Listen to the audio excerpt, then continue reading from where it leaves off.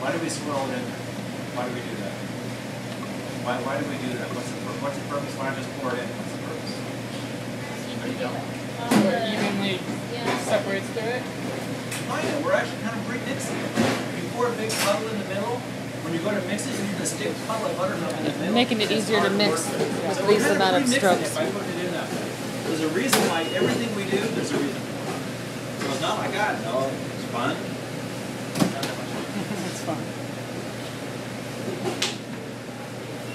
Go all the way to the bottom, fingers are extended and straight, all the way to the bottom, all the way to the bottom. You don't have to turn it, go all the way to the bottom, all the way to the bottom. With your elbows, turn the bowl, all the way to the bottom. When you turn, instead of doing this, which is hard to do, just keep doing this. Turn the bowl, keep doing that. Your wrist, that's why you wash your hands, elbows to fingertips, because you're going to be turning that bowl. You don't have to turn it constantly, just kind of mix, turn. This should be done in 45 seconds. 45 seconds to be done with this. If it's taking you longer than 45 seconds, you're overworking the dough. Okay? And I've seen people take 2.5, 3 minutes, and then the biscuits come out tough and short, and you're like, where did I go wrong? When you look at the chart, if you look at that chart, somewhere you have a chart over here. You guys read that? There's all these different things wrong with the biscuits. Do you know 5 of these out of 6 say overworked dough? Yep. Out of 6. It's our default answer. So what causes this? I think overwork the dough. But genuinely, we overwork it in so many places. The first time we overwork it's right here. The second time we overwork it's right here. And then we continue to overwork it right here. So we overwork it a lot. Okay, so a lot of places do that. So when I say 45 seconds, I really do mean 45 seconds. 30 seconds to fluff. 45 seconds to roll. Okay? So at about 2 minutes, where did I get this? Oh, you have it. I didn't. Oh, more flour. So at about 2 minutes, I should start being ready to do my biscuits, right? Everything's good to go. I'm on the table. We're good. Yeah. See, I should have paid attention. Why are you making your hands? No. Don't clean your hands. Not yet. Okay. When you're doing biscuits, you want to wash your hands once. Only once. Okay? So I've mixed my dough. I take my cutter. I cut my thirds. I take my first with my scraper. Take my first third and a little bit more, and I put it on the scraper. I put this back in there. Now I'm going to go clean my hands. Okay. Just the way you're doing it, you're going to clean them. You're going to pick this up. You're going to have dirty hands again. You're going to do it twice. Everything's about efficiencies. And all the time savings that I'm going to give you, you're not going to go, wow, that just saved me 5 minutes. I'm not saving you 5 minutes on any one step. I'm saving you seconds on every step. Okay? And those seconds will add up. And we'll get to other points now. The biggest third. I don't want to get ahead of myself. A little more than a third is good. And remember, right now, as you're playing with that stuff, you're overworking it.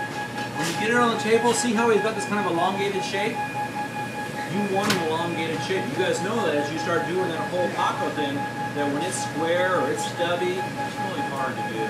So leave it in this elongated shape, so when you start working with it, and you push it down, you're going to have a nice elongated shape. It's going to be easier to work with. Okay. You control the He's going to shape. show you another way to do your hands. You continuously control the shape. Yeah, now it's You want to show him the way you do it? Oh, I'm sorry. When you clean your hands, start with the back. My hands are open because I have all that little hang-ons in there.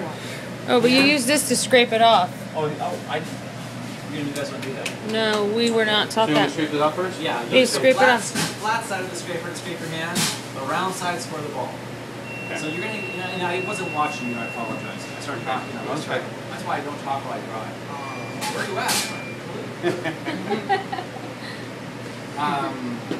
You scrape your hands. You're gonna probably get about 75 to 80% of off there. So you only have Hammerberg where he was at, but you do it fast, very fast.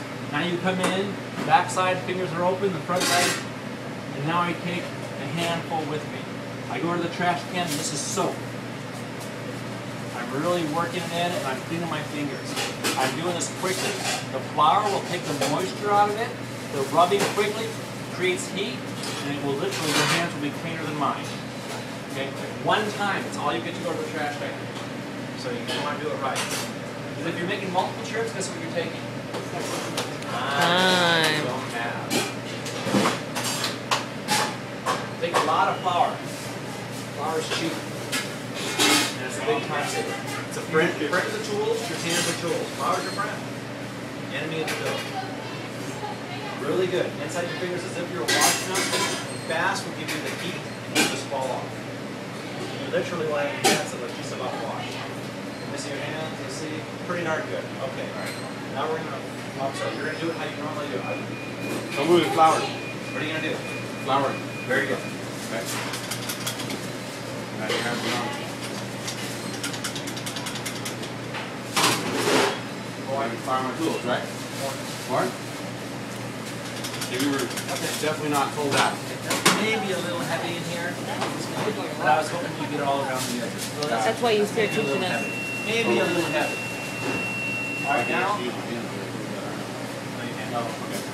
Now you're gonna flour your hands. Every time you flour your hands, give yourself an applause because you did it. Yay! What I'm really doing is Getting the excess off. Okay. Ready? go ahead.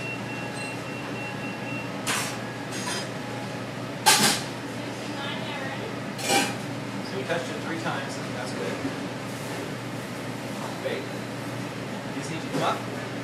These need to come up. They should touch, but not overlap. Okay. Okay? See my palms are on the table?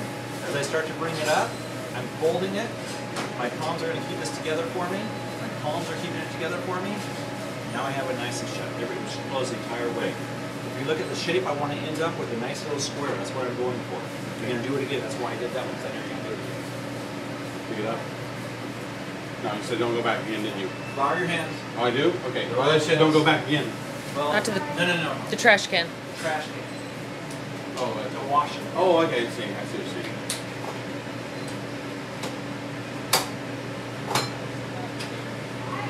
Come in from the bottom. If you come in from the bottom, the top will naturally go over. Oh, okay. Come in from the bottom. Okay. Take it from the top, you gotta close this up. You gotta close that up. It doesn't overlap, but they have to kind of kiss. See how this opened up? Yeah. Your palms didn't hold it shut. Lift, lift.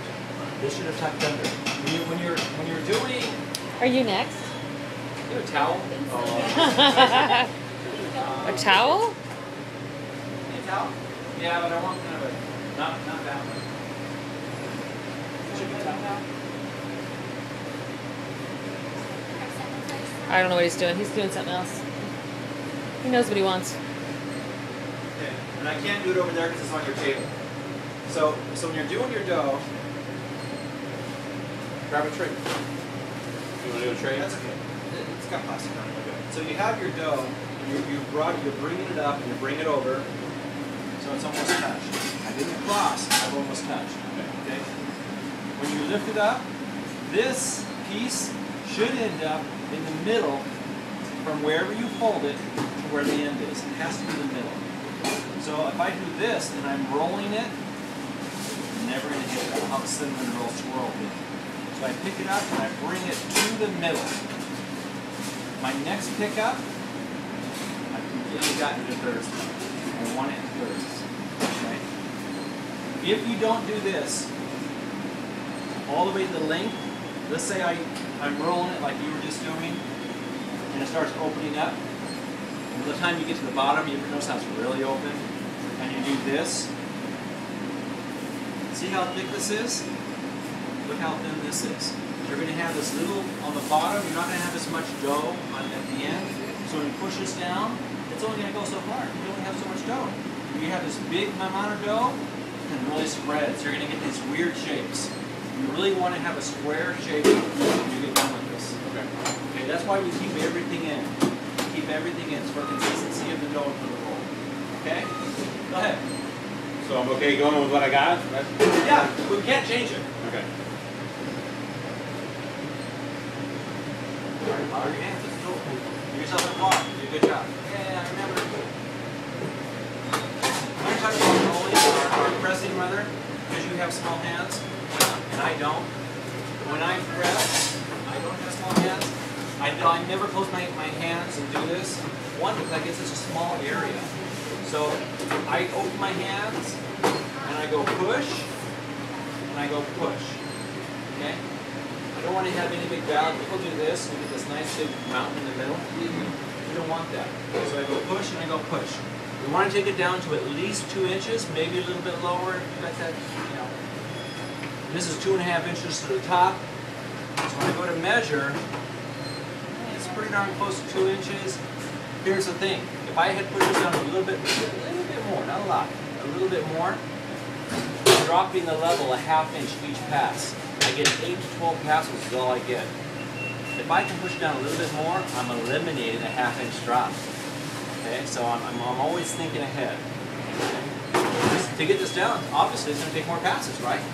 The more passes, the more we're working to go. Okay.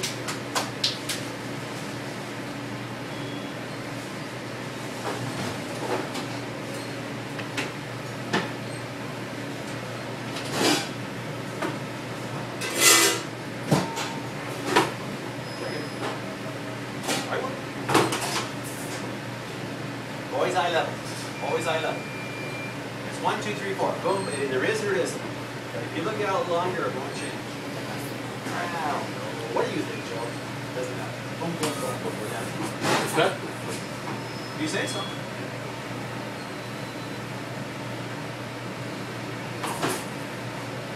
Tap. Tap.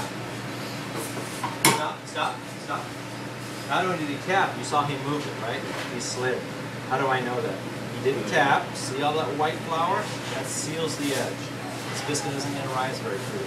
And then this big gap means we're changing the size of the biscuit. Got it? And I'm not picking on him.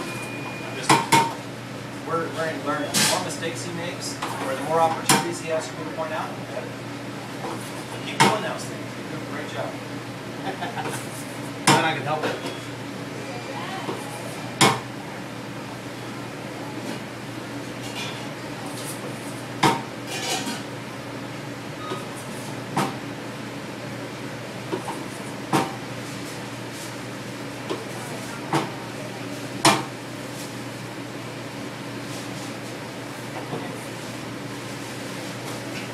I tell people when you're cutting, always think ahead of the biscuits. Kind of like a chess game. You don't think about your next move. Think about the move after your next move or further down. So Probably why I don't like the chess. minimum I amount like of chess. trim and the maximum number of biscuits. So if I'm thinking ahead too, don't think about where your next cut is. You think about after I make that cut, where's my next one coming from? What's my best use of space? So usually when you're cutting, he did this, and then he started this one. I would usually have said start here. Right, I can see where my dough was.